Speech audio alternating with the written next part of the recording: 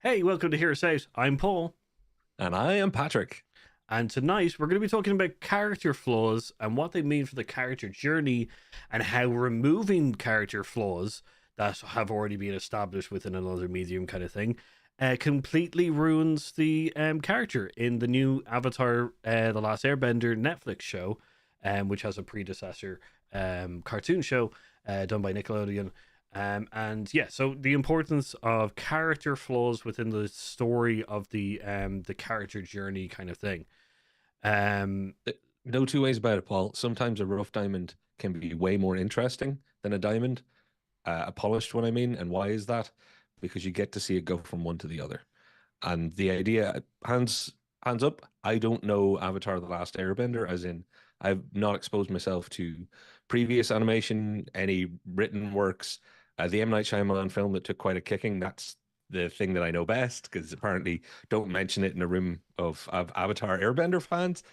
And now the new Netflix one. So I understand it's a huge property and I understand I'm on the outside here. But I think this is interesting for me because the moment you said, Paul, they've gone and smoothed some things out here. They've removed flaws. I think that's an insanely dangerous thing to do to a character because you can fundamentally alter not just them, but the point of their existence in a story. that's the exact thing that we're focusing on here, is what the kind of flaws characters that we really enjoy, and then what happens when this kind of stuff happens. Where they decide, oh, we don't really want the characters to be kind of unlikable or anything like that, so let's just remove that flaw. And it's like, yeah, but that's one of the key things to that character. So like for example, like, one of the most cherished characters in kind of sci-fi and stuff like that is Marty McFly. And Marty McFly's greatest flaw is the fact is that he, once challenged, what are you, chicken? He Oh, automatically don't call me steps up. chicken. Yeah, he automatically steps up to it. And like, that whole thing is the story literally to the last two movies. Is that flaw comes into such a lens of like, that character is flawed in that way, so he will cause irreparable damage to his future because he doesn't back down. Like the whole, he runs into the Rolls Royce car because he's racing, what is it, Spider? Yeah, flee from the chili peppers, Yeah. everybody out there. Yeah, so that, like, that's it's those two movies are based on that whole premise of the fact that his not being able to back down from his flaw causes him terrible future problems, which his story then has him essentially come against that, where he suddenly realizes that, he can't always do that. He can't be the hot-headed person, kind of thing. Yeah.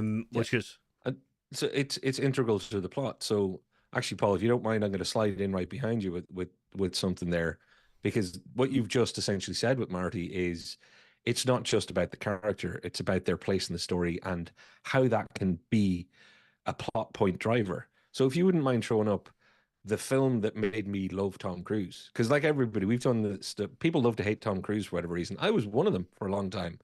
But I went in and watched him rehabilitate himself by being what I thought he was and then becoming a hero, which I don't know how much he is, but at least it helped me get through it. And that was Live, Die, Repeat, Edge of Tomorrow. yeah. The character, and we're not going to go over the film, we've talked about it so many times, but his being a flawed character, he was a sniveling, not likable. How is this guy going to be the hero? We've all seen that as a story. There's the hero's journey. He goes, a flawed character realizes his mistakes, faces a challenge, comes out better. It's all wonderful. In this case, because of the dynamic that they'd chosen of time travel and a Groundhog Day effect, you got to actually not fall in love with the guy, but watch an evolution of somebody into quite literally a hero who had to have those flaws to become this.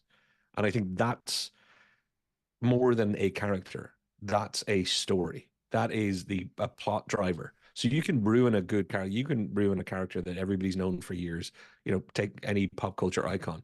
But in this case, if people had been too, oh, I don't know, what if they don't like Tom Cruise in the first act? Then the film would have been neutered from the get go. Hmm. Yeah, that's it. Edge of Tomorrow is literally a redeeming story about a character who has to run over like trial over again to get better. And like, yeah, it's because of those character flaws that drives forward. Like that's the perfect example of this kind of stuff, because like we all love the Avengers, but they're all flawed in their own different ways. There's no perfect person. We actually get annoyed at the perfect person kind of thing, because they're like Superman is probably the closest to that aspect. Is the fact is that it's like a 4-year-old child who's invented some superhero, and every time you come up with some kind of like fault in them, the person changes it so that they don't have that fault. Like the reason we like the Avengers so much is each of those characters are very flawed. Like Scarlett Johansson's Black Widow, like has a deep history of essentially being an assassin, like kind of thing, and they're trying to kind of like redeem themselves. Captain America feels like lost in time, doesn't feel like he fits anymore. Like Tony Stark is like an obviously horribly flawed character, but these things will endear ourselves to them and suggest what their kind of hero journey, their character journey is going to be, kind of thing. Like so much so that we actually get angry at when someone gets to their gets to their character's kind of inevitable end of their journey, like in WandaVision, where Wanda has accepted the loss of her children, she's accepted the loss of Vision, and then essentially we make a movie where that's all kind of burnt. Like so much, so she's gone on an amazing character journey where her flaws is she's protective over her family, so much so that she's created this weird reality and trapping people inside, kind of thing. And then we have this lovely journey of her acceptance, and then suddenly we have another movie where that gets thrown out the window. How angry were we when that happened? It's essentially throwing out her flaw, her journey, like everything she's worked towards, kind of thing, which is where we like the characters. We like these characters because they're all got their own kind of like stories, and we see ourselves in them. That's we connect with those characters. And it is how the character is created, because characters go through a long process of being created for you. It's never a case of there they are, they're fully formed, or else they would literally be toys on a shelf. That's how they would sit. But in a story, a character will have experiences. They will have effects on each other. There'll be group dynamics, whatever it might be. But in the WandaVision case, I think you've nailed it. They voided the experience that she had. They just took it away. And when you do that, you just destroyed the underlying character, because there was no character that had been built through it all.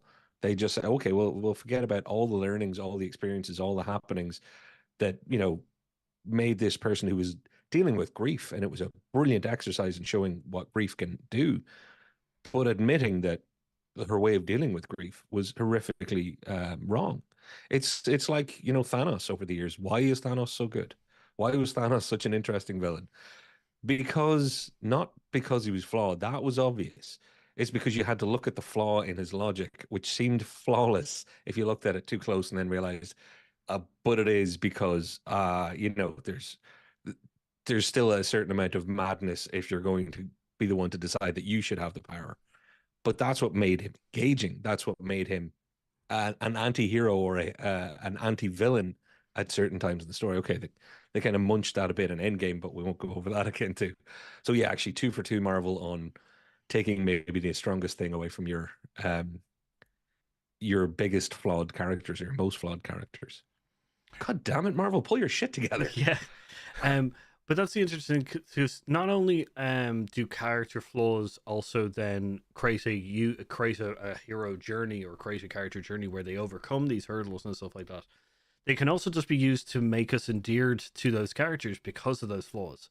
And I'm pointing to the Always Sunny group, who are a horribly flawed group of people. So much so that if you ever met them in real life, they would not be fun to watch or anything like that. Dirtbags. Yeah, but because this is done in a certain lens and stuff like that, we find all of their flaws hilarious and funny and stuff like that, which makes the show. This is the importance of essentially character flaws. They allow us to engage and make fun and maybe connect and all these kind of things with characters. Like jumping over to one of the characters just to kind of like bring Avatar in, kind of thing. I'm going to choose one of the kind of one of the main 3 characters, but their story is kind of in I guess it's kind of a lesser kind of thing. There's a character called Katara. She is one of the main three characters in the first kind of series. She is what's called a waterbender, who bends water. She uses water and stuff like that. Her character journey in the original Nickelodeon cartoon was the fact is that she was a very serious character. She had to take on a mother role, which was a very kind of mature role very quickly because their parents left or were killed and stuff like that. I'm not ruining it or spoiling any kind of stories, Yeah. but they had to mature very she had to mature very quickly, and her story within the original series, the original cartoon, is to come to realize that that isn't all that you need. You like having fun and letting go and stop judging yourself on other people's aspects of or abilities and stuff like that is not important to life. It's your journey moving forward as you kind of walk your path, kind of thing. Whereas sadly in the show, the Katara that we know is kind of a useless character. They've This is the new removed, Netflix show you're talking. yes, in the new Netflix show. Now, let's just say the actors are brilliant. The show is enjoyable, but if you know these characters kind of well, you'll understand why these flaws are kind of important. The character that they present now is still has issues with the passing of their mother, kind of thing, but that is resolved very quickly in the show. That Uh, when they bring it up again, it feels like the Batman murder alley kind of thing, where we're just like, oh, you are really pumping this, and it's not important anymore, kind of thing. Like it's not a defining feature of this character, but you've decided to kind of focus on it weirdly to remove the kind of like serious maturity of the character and not being fun and enjoyable. Again, know nothing about Airbender from what you've just described. This character, because you've described the character twice as they were and as they're being portrayed now. It sounds like they've kept the underlying, let's say, story point, but they've lost some of the reason for that story point to have existed for the character, as in making this their burden or a driver for some of their flawed actions. So resolving it too quickly, let's say, and that's happening all so much more often. People are afraid to have a character be dislikable or do too many wrong things. They're like, oh, we're going to give them a backstory. It's not a backstory if it's supposed to be part of their ongoing story. That this is like with Wanda and WandaVision, dealing with the grief, dealing with the loss, dealing with the confusion and anger and incorrect behavior that can come from that. They're not just backstory, they're motivators for you being a flawed and therefore more rounded 3D character. So do you think that this change has come about because of a tonal shift for we want this to have a broader appeal, or we think people are just not, not patient enough to allow a character be wrong until they're right? I don't know. See, that's the thing, because like it feels like they've decided to make it a lot more serious, which I understand as it's a live action from a cartoon, but like Okay. you can do that tonal shift quite easily without the need for fundamental character changes, which I think Yeah. is where they're coming from. I don't think they wanted Katara to be kind of the more serious mother kind of character of the group. They wanted to kind of make her more tragic or something of that kind of vein. But the problem is that they resolve her story quite quickly, and then kind of move on to another aspect of her story, or of her flaws, which is her question about her ability of her waterbending, kind of thing, which is Mm. never in question. It's the only time it ever comes to story point is when Aang, who's the main character, the Avatar, starts to learn waterbending and is automatically talented at it. And it's just like, but it comes across as you can't judge yourself on other people.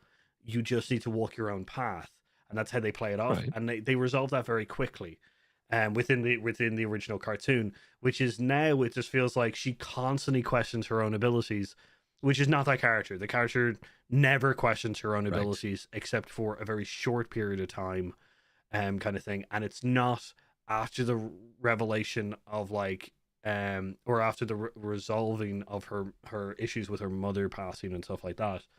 Um, So it's caused this character to be very kind of like, what are they doing here in this story kind of thing, because their journey is very quickly quashed.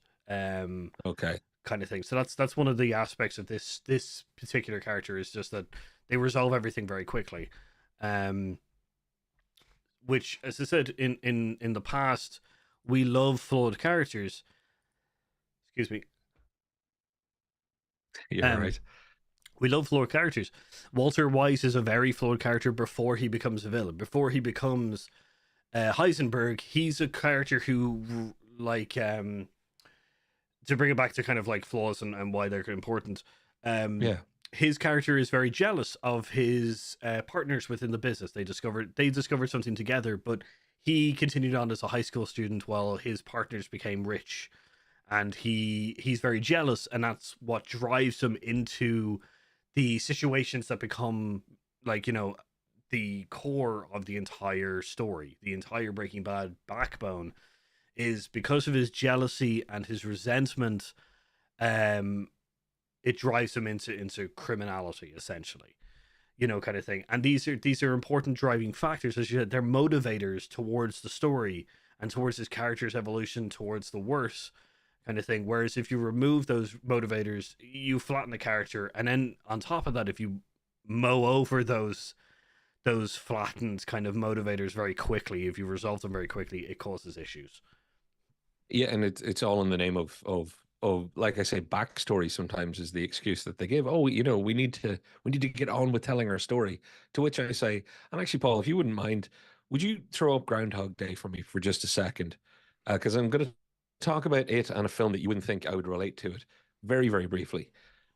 The thing about Groundhog Day, everybody knows Bill Murray is so charming. He can be an ass, and your film will be fine. But almost none, I wouldn't say almost anybody could have pulled off Groundhog Day, but the story and that character transcend the actor. The actor was brilliant, Mm. but the story worked so well in combination with that actor because even if it was somebody less charming than Bill Murray, what you were going to see was somebody getting an infinite number of tries to actually not just change, but they had to recognize the change they needed to make. So that's one of those things where it's the recognition of your flaws, the recognition of your selfishness, your self-centeredness, your ego, your hubris, whatever it might be. And it was all of those things for Bill Murray's character. But again, using the mechanism, much like the groundhog mechanism in Live Die Repeat or Edge of Tomorrow, it's the story is that, and if the mechanism and the story are that, then the character can't have. You wouldn't have been able to make Groundhog Day work if you just shown him being a bit of a grumpy uh, moron for like one scene. Yeah. And then the changes start happening because we got to get on with it. We don't want to alienate the audience and make them hate the star. No, your story is letting them learn to like the character, not about hating the star or not. And that's why, Paul, if you wouldn't mind throwing up the most unlikely segue, Terminator 2. I think it's an exercise in great action movie making and special effects for the time. Yeah. Blew my mind. But it's also a wonderful turnabout when it comes to the idea of what is a character, what are flaws that make you better. This is a killing machine sent from the future that's programmed to do fairly bad things. And the entire story, as much as it's about saving John Connor and stopping Skynet in an apocalypse, it's also about watching a machine become human. Yeah. Everybody always refers to that, which is true, but it's through the mechanism of watching other people point out that's not great behavior, and the machine pointing out that these aren't necessarily flaws, this is programming, but that the humanity that it learns is through understanding that your flaws are what drive your behavior. Mm. And that's not always a bad thing. It makes you who you are. It's what can make you efficient or strong or deadly, or in this case, understanding what caring and love and loss actually are. And I think the next time anybody watches Terminator 2, watch it through that lens and it will blow your mind Yeah. because it is an actual character study in reverse. It's not just about becoming human, it's about what being human takes and what you have to abstractly learn through your own flawed behavior. who would have thought that I'd bring that up in this particular conversation? It But makes sense. trust me, folks, it's working on a few more levels if you give it a chance. But it makes sense. It's essentially, yeah, that humanity in itself is flawed. So trying to become more like humanity, which is an infiltration unit's kind of primary goal, it needs to learn that there's no perfect way to do anything. That there's certain mannerisms, certain things that we do that just don't seem efficient, and that's why that kind of happens. So yeah, that I like And that. it, imitating humanity isn't becoming humanity, and that's why you needed the Edward Furlong, Jiminy Cricket character on his shoulder, not just telling him don't do things, but having an emotion himself about why you shouldn't do these things, and watching that revelation that it's not just programming, it's this is not correct program. These are my flaws. Hmm. It's not that I can or cannot think, it's about what I'm thinking. And what are any of these character flaws ever being expressed as? Story points and building the character. Because a character cannot be a static thing. And it sounds to me like Airbender has diluted itself. Is maybe that the right way to go? Because again, not having any knowledge of it, just from your description, it I question the motives as to why somebody would remove the the texture, the meat, the important 3D nature of a character. This is the confusing thing, because one of the most kind of heinous of these kind of character flaw removals is there's a character in the original show called Sokka. He is from the Water Tribe. He's a boy. He was told by his father to essentially protect the village as the fighting kind of men went off to fight in the war, kind of thing. And as a child, he has grown up with the aspect that he is the great. The reason he was put in charge was because he's the greatest fighter that's been left, kind of thing. And he's grown up with this kind of false sense of like his skill sets and everything like that. He also comes from a culture in which um the men are the fighters, kind of thing. So he is ingrained with the fact that women are not fighters. They're the caretakers of the village and stuff like that. In the story, he is humbled very quickly by other characters. There is Kyoshi warriors, which are women only fighters who kick his ass straight off the bat. And he learns very quickly that women are not that kind of as defenseless as he has thought they were. He realizes very quickly that they are very capable warriors, and they are better than him in the case of the Kyoshi warriors, kind of thing. And it puts his kind of view of himself and his skill sets into kind of very quick focus, and the sense that he needs to grow as a fighter. He needs to learn. He needs to find people. He needs to be better. And as he explores the world, he meets all these kind of people who are. Because the other thing is, he's also the only non-bender of the group. He doesn't have any abilities. He only is a fighter, so he has to work harder than any of the others. He is going up Right. against people who have superpowers essentially, and he learns very quickly about the dedication that it takes. That fighting isn't all about physicality; it's also about like strategy and mental fortitude and everything like that. He has an amazing story. He's also the comic relief character, if you Okay. believe that. So he has such an amazing journey, kind of Yeah. thing, of like coming from from a slightly sexist kind of culture to becoming worldly and realizing that that is not the way that it actually is. That women are as capable as anyone, kind of thing. In the show, they have completely removed that. He is no longer coming from a face of like that women are not capable or anything like that, which is okay. But for a character to learn that that is not okay, and to have that journey, that's not good. His story is kind of like now based on the fact that he is a loser. But once again, they gloss over this. They do not want this character to be disliked at all. Right. That's definitely the feeling of why Because they've glossed over all these flaws. because you can't dislike the comic relief, even though every good film in the history of time has had some of the best comic relief come from dislikable characters. Like they're missing, you know, movie making or TV making 101 here. Like, Like that's ridiculous. it's unbelievable. I used to, in the cartoon, hate Sokka. I now love him. He is one of my favorite characters when watching the entire show, kind of thing. And it's like seeing him now in the sense that his journey is gone. Like, Yeah. that's not a it's not a thing anymore of him learning his place, and the fact that like he, as a non-bender, he needs to be better. He needs to be more dedicated and stuff.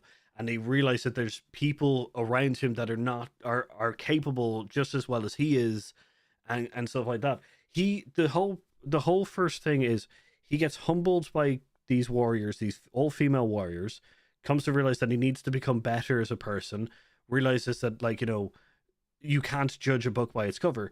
And later on in the first part of the series, he comes across a character who had his flaws, who women cannot fight. They are not allowed. They're weak. Their job is to heal. That's it. That's all it is.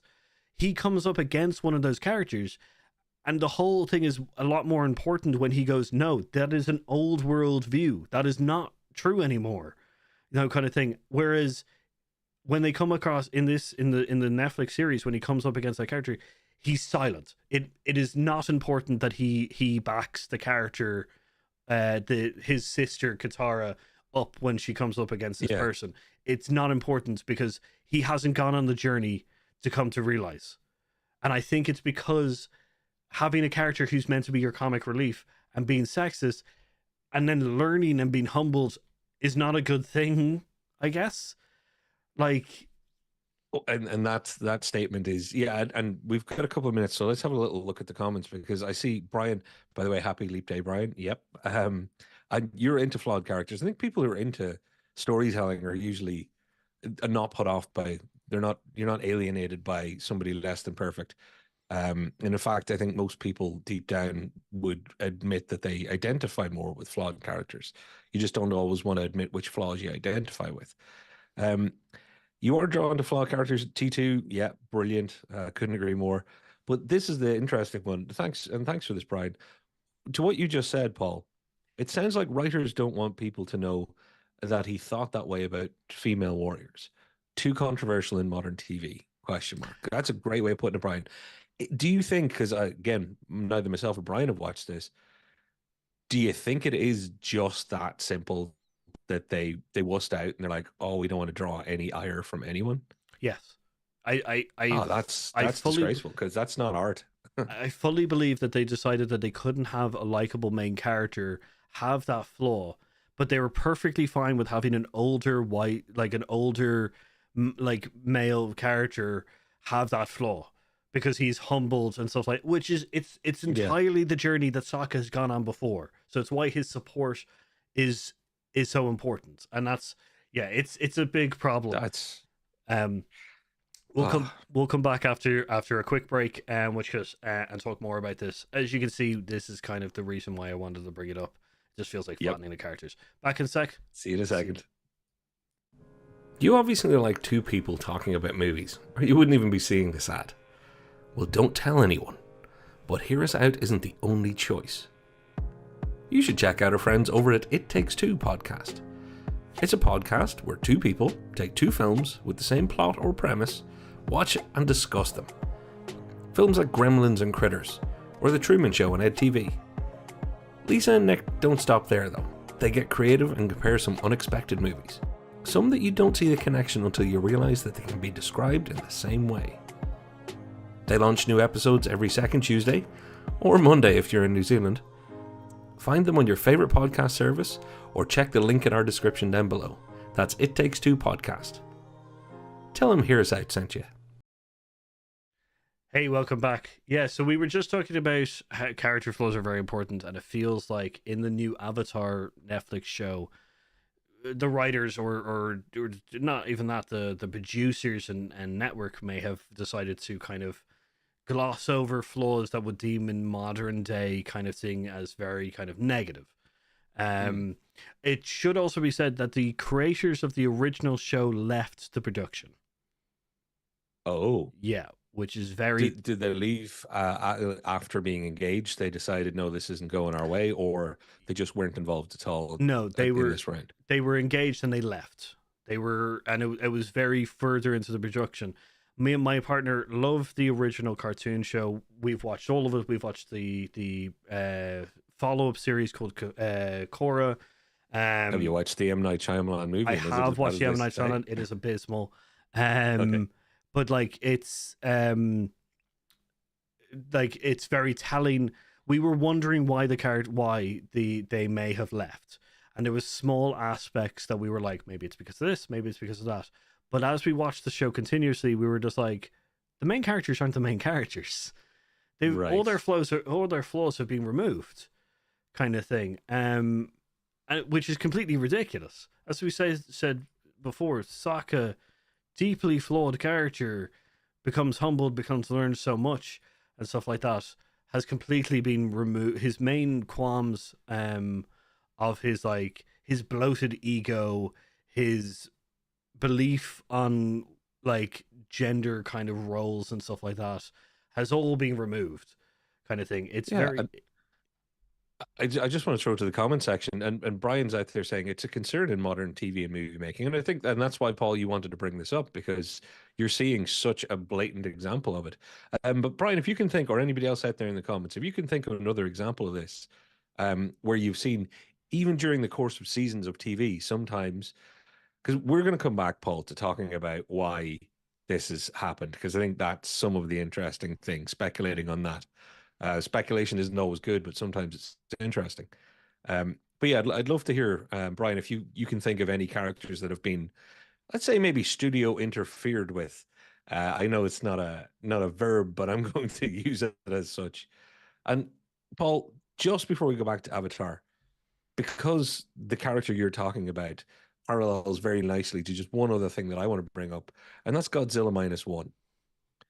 Godzilla minus one, there'll be a link above or in the description. You can go back to our channel.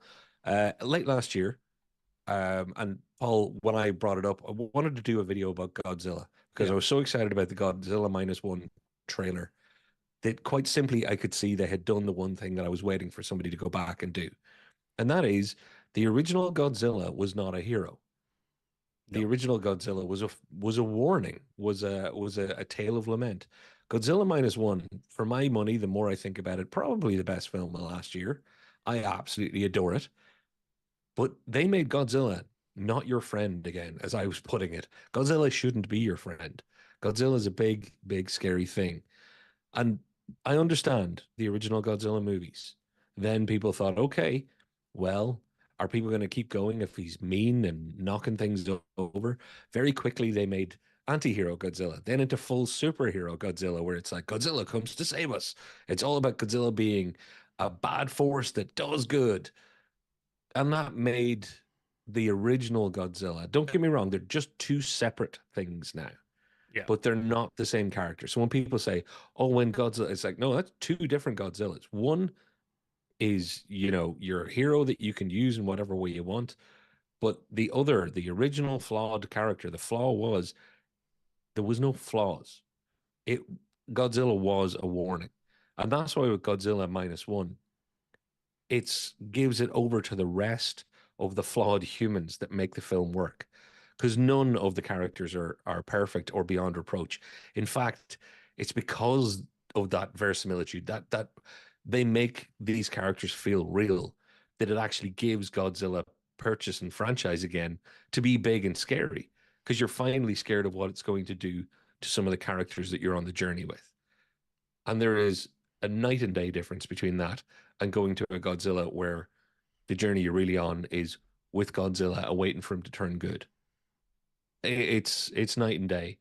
And what you've described with Sako, is it? Yeah. Sako. Night and day for me. The way you've described one, the first description you gave was somebody who, slightly sexist, envious, but at a disadvantage in the group that they're running in. So it explains some of the envy. Culture explains some of the.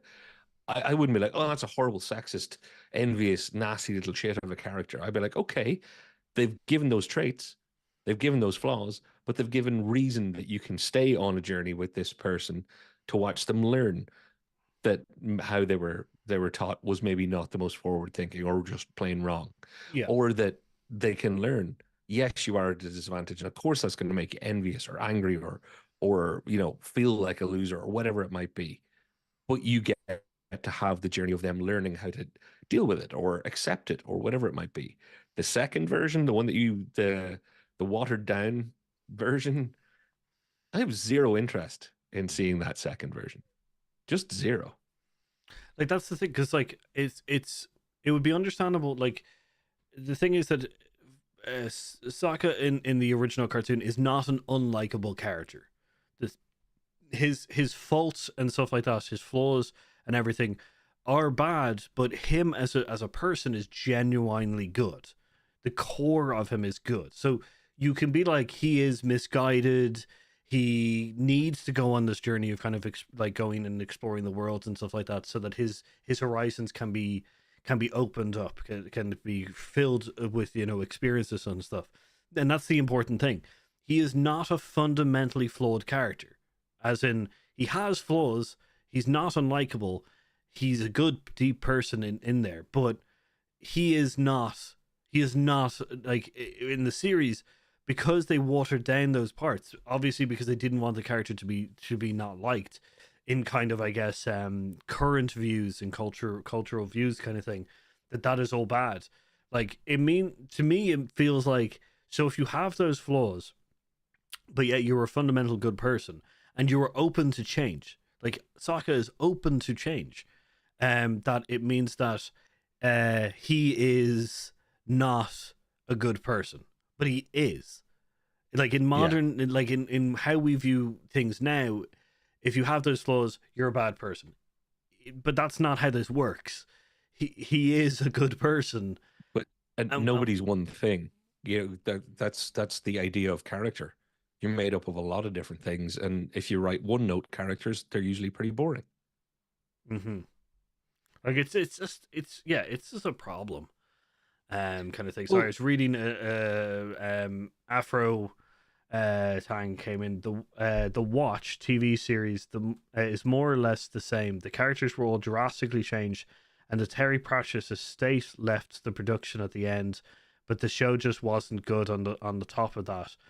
So it's not quite the same. The Avatar show seems like it's more potentially enjoyable, albeit worse. Yeah, like I would say that the Watch. Yeah, the Watch. It's the Terry Pratchett book, kind of thing. But yeah, no, that's the thing. It feels like, yeah, the show is good. It's enjoyable. If you haven't watched the original cartoon show, like, I can definitely understand why there's a lot of people who are enjoying this. It's their first introduction to the Avatar kind of theories.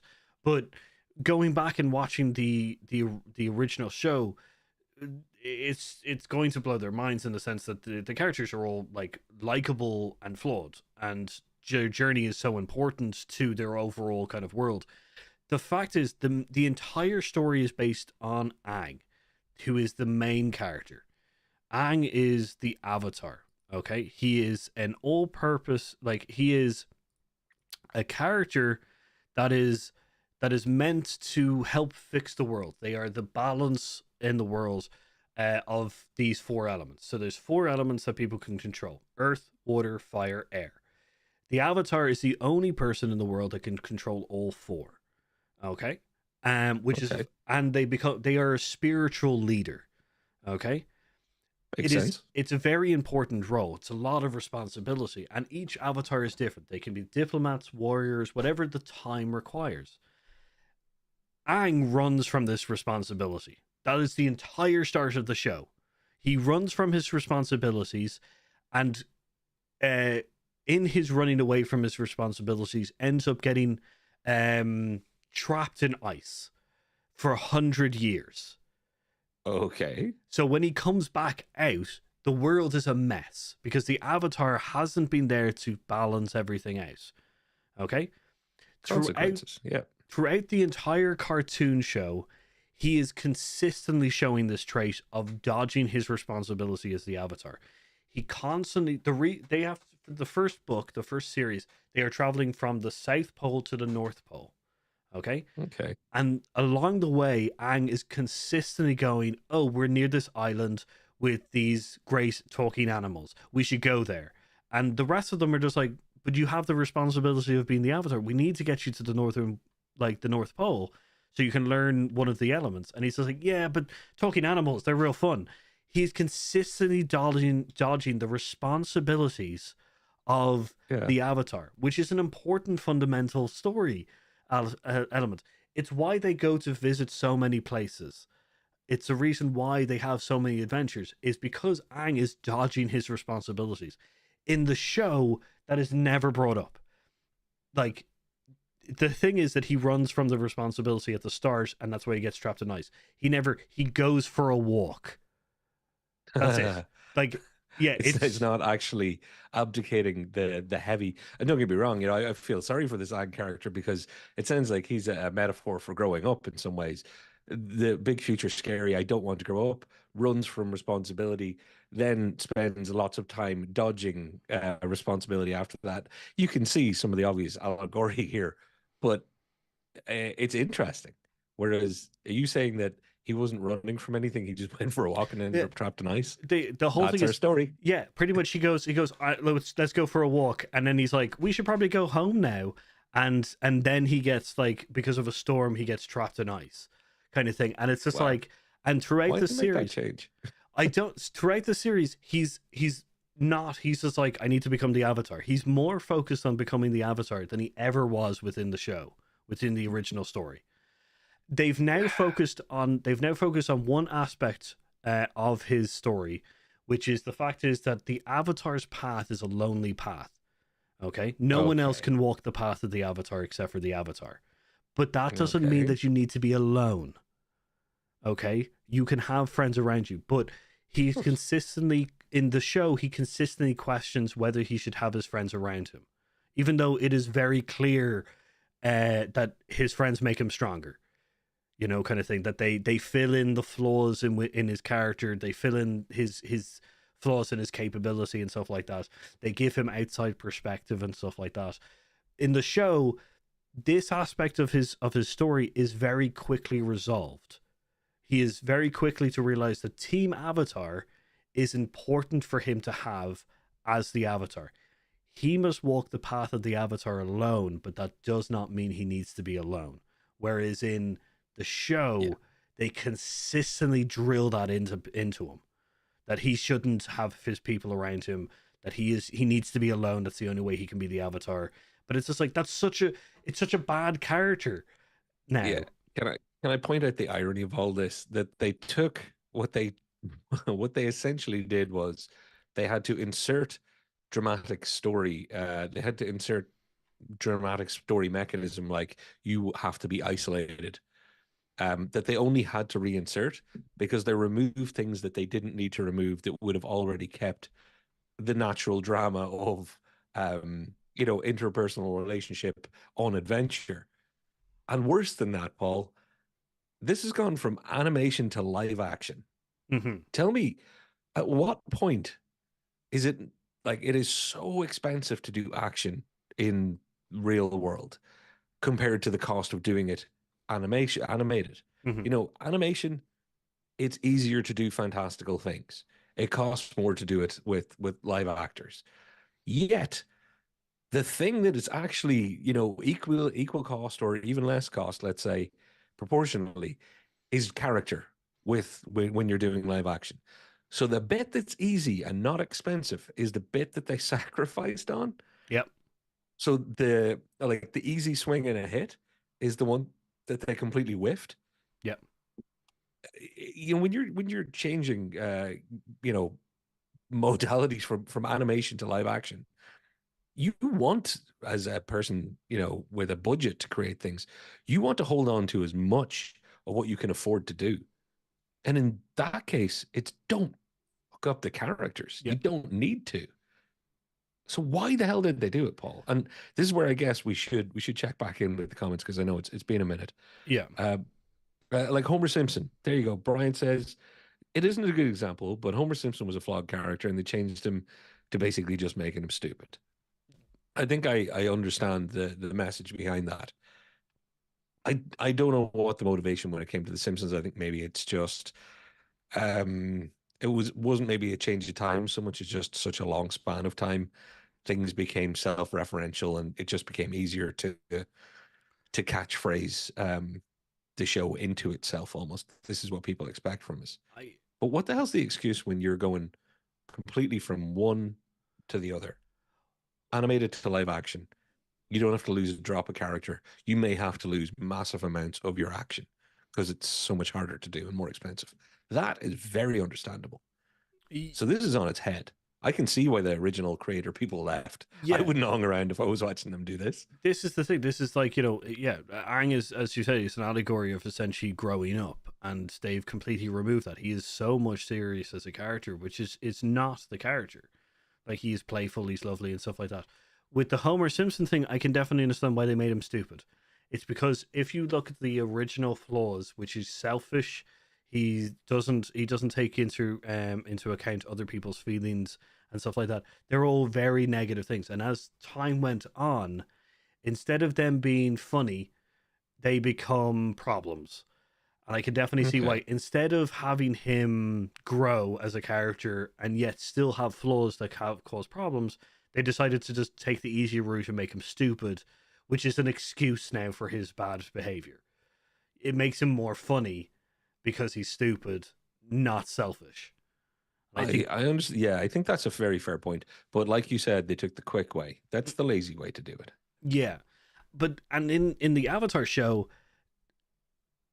they've shown that they can stick with original characters.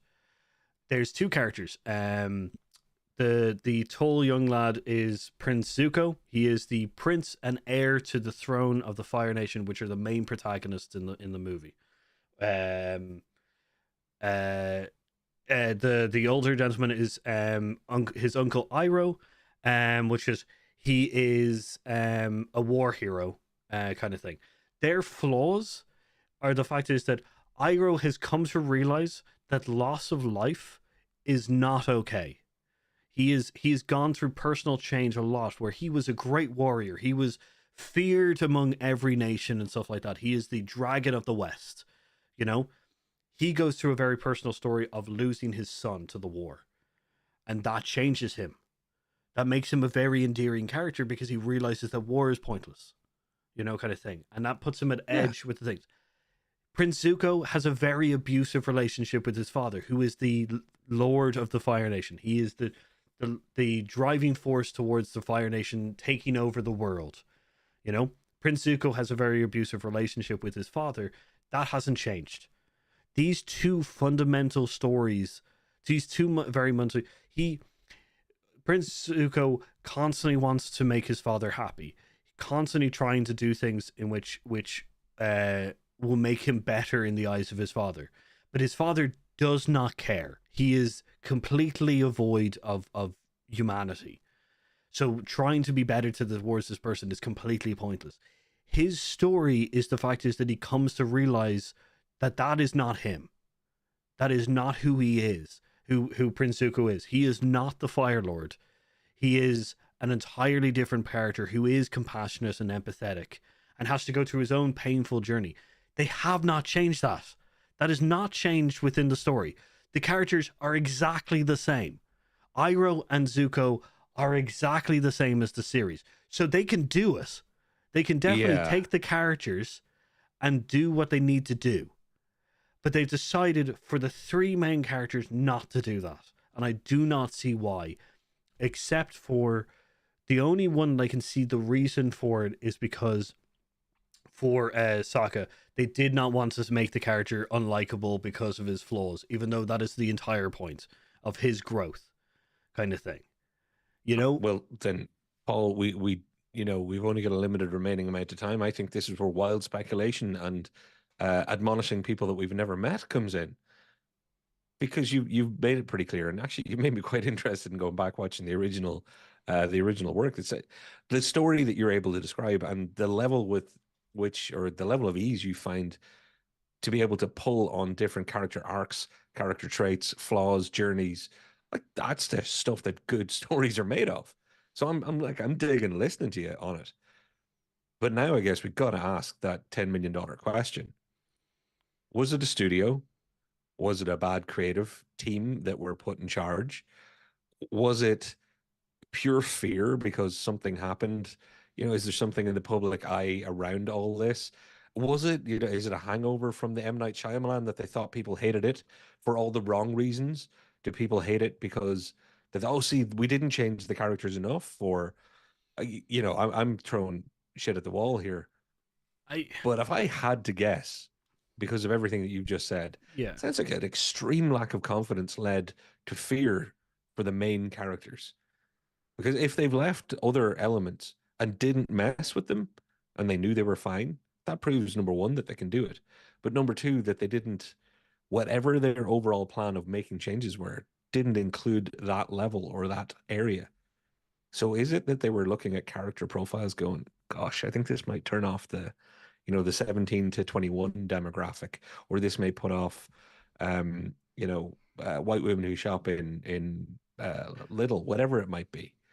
Do you think it was that level of just interference where people came along and were like, yeah, I don't know, can you do something here? And then the creatives had to bend to someone else's will? Or do you just think this was a mistake that a creative made going, I've got a really good idea how to make this better, and ended up just whiffing the ball? I don't like. That's the thing. I don't know because with the two characters that I talked about, their stories are very kind of like, I guess, not negative. They're things that people have gone through before and stuff like that. They've gone through challenges like that, I think, and I think that there's no negative aspects essentially of like the characters themselves. And I think that's where the change. I think it's fear. My answer is I think it was fear in today's kind of like like cultural thought process, is that having negative traits for a character and have them learn from those traits and learn from that journey and stuff like that isn't good enough, because if immediately they have those traits, they could be deemed as bad characters.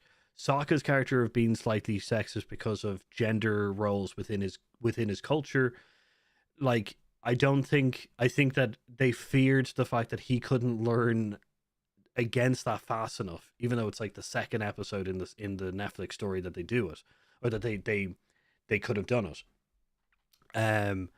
Like, I think that's the problem. Is I think they just feared. I think it's fear and them trying to be different from the show, from the original content. I think they were trying to change it and make it more serious and make it their own thing, and also then the fear of essentially making characters slightly unlikable and then having that journey to make them likable. I think that's where it comes in. Do you think that going to a darker tone is, and I'm not suggesting that this was needed, but sometimes people who aren't necessarily understanding the gift that they've been given by good source material, sometimes will say, I don't know, do we need to adult this up a little bit? Quite often adding a bit of darkness is a very ham-fisted way of going, we need to give it a slightly more adult tone so that we can appeal to a broader audience, because I think it's going to be hard getting past the fart jokes of Airbender. We need to get these other people in, which, is pathetic on the face of it, because have trust in your art, and if your art is good, it will win. Do you think there was a small maybe element of that as well, going to live action, going to Netflix, wanting to make sure they had a broad demographic, thinking, let's all just Nolan Batman this and make things a little bit darker and see if it works? I think they tried to make it a little bit more serious, and by doing that, they needed to remove certain. They felt like they had to remove certain flaws, kind of thing, which are not like, which they may have believed are not indicative of kind of like, are kind of less serious, in the sense of like Aang's character being more playful and more jokey and more kind of like, messing and stuff like that, that they were just like, we can't have a character like that, because we're trying to make this more serious. Whereas like I see Afro is saying that, is the reason why, because the show is more episodic, so him being able to kind of dot off and go, we go in here and stuff like that. My only counter to that is there's 8 episodes. They're an hour long. The first series is 20 episodes long, which are half an hour. So they only miss 4 episodes. The time kind of levels up that they only miss 4 episodes. And we also know that the intro and exits also reduce that amount of time and stuff. So they had the time to be able to show his playful side, yet still keep the story on track, kind of thing. There's not a lot in the first episode. There's not a lot of fluff or filler story Gotcha. kind of thing. Each of the stories still fill a void or story aspect of it, kind of thing. So I don't know. It's very problematic for me in the sense that there's a character coming up in the next series. Her name is Toph. She is a blind character. They make several, or she makes several jokes about her blindness, which is very endearing to her story and stuff like that, as she is a person who's grown up with everybody believing that she is a delicate flower when she is an absolute tank of a warrior, kind of thing. And I have a fear, and it just makes me fear that this character, because I love Toph. Toph is my favorite character in the entire series. And the reason I love it is that they go, can't you see that? And Toph, even though they're not specifically talking to Toph, because she's blind, goes, no, I'm blind. I do not think that they'll do those jokes, kind of thing. And it's very important for her character to be able to make joke of her disability, because she is not weak. She is not. Yeah, she's not the wallflower. Yeah, she is one of the best characters, one of the most serious and tanky characters in the entire show, and I fear for that character now. Well, I just want to catch the comments in case we run out of time. So, hey, Pop Culture, awesome to see you, my friend. Says, I didn't watch the whole thing, but I know I agree with everything you said. Yeah, and I'm assuming you watched enough, and Paul's, as you know, a really good judge of these things. And also says, I had to stop watching Succession because the flawed characters weren't learning. Now, that's a trickier one for me in one way, that it's like The Big Short. Some of those people don't get their comeuppance. There are some truly awful people. It doesn't mean I support or love them. But I think if you have, and I haven't seen Succession, it's on my list of things to do. It would wear me down if there is just relentless, all these people are the same, and nothing is ever happening to make them want to change, or show the ability to recognize in themselves that change might be a better thing, even if they don't, and they regretfully don't. I think that would put me off it. So I'm looking forward to seeing Succession even more now. Brian says everyone in Succession is awful. Orangutan, very difficult for me to say. Shows are afraid of being episodic these days. Not that I think that's a good thing. 100% agree. I think there is a fear of episodic. And Brian says, but I love Succession. So I'm looking forward to having a go with that. We will do an episode. Have you seen it, Paul? All of it? I haven't, no, but I have stories. Okay. I have heard We about should the put that characters on being our a list. problem, yeah.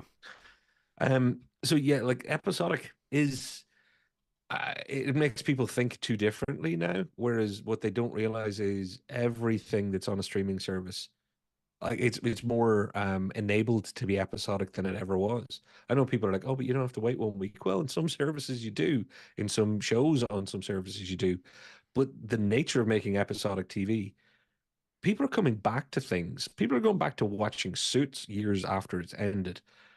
You make the show that you need to make. You don't worry about the today of it. Like I blabbed on a moment ago, make your art, and if it is good, it will win. There's no excuse for some of the fears that drive some really bad creative decisions these days. And to me, from the outside, sounds like the Netflix Avatar the Last Airbender has been maybe diminished in the quality it could have had by some maybe irrational fears. Has it been well received, Paul? Other than what you've covered, has it been a success for Netflix? Do you know what's it looking like? I would say it's a success in numbers, but the general feeling is how I'm feeling it, which is the main characters, main big three of Team Avatar have been watered down for whatever reason. Kind of thing. Good. So they've annoyed the fan base. That always works well financially, since they tend to be the thing that keeps you going in season 3 and 4 when you need the numbers and you need people to keep it on the conversation, to keep bringing new people in. Oh, shoot yourself in the foot. Why don't you? Don't piss off the fans. Get it, everybody. And these are lessons that you can't unlearn. As in, they've taught the characters in this series lessons that they cannot unlearn. You can't go into series 2 and be like, oh, Sokka still has that belief that he, it's just like, no, you've resolved that. So now we have to move on. And we're moving on with cardboard cutout characters now, kind of thing. So like, that's the problem that's going forward, is that these flaws that they've decided to get rid of are the entire story wide kind of character flaws, and they've decided to resolve them in book one. So Wow. yeah. So Well, Paul, there you go. yeah, if there's any other stories that you can think of where characters have been, their flaws from the original medium have been watered down into the next medium, which should let us know down in the comments down below. If you've seen the original Avatar show, Nickelodeon show, and have watched the Netflix show, give us your thoughts on the differences between it. Do you agree? Do you disagree with our thoughts on it and stuff? We'd love to hear from you down below. I do believe that we have an idea for an episodic show in the backlog, so I think we might pull that out again. Yeah, I think so. Kind of thing, because we agree episodic isn't bad, but it seems like it's now a taboo thing to do. But yeah, so thanks for watching. Which you'd like, subscribe, ring the notification bell, and everything like that. Thank you for watching. I've been Paul. I've been Patrick. And we've been Hear Us Out. See you next time.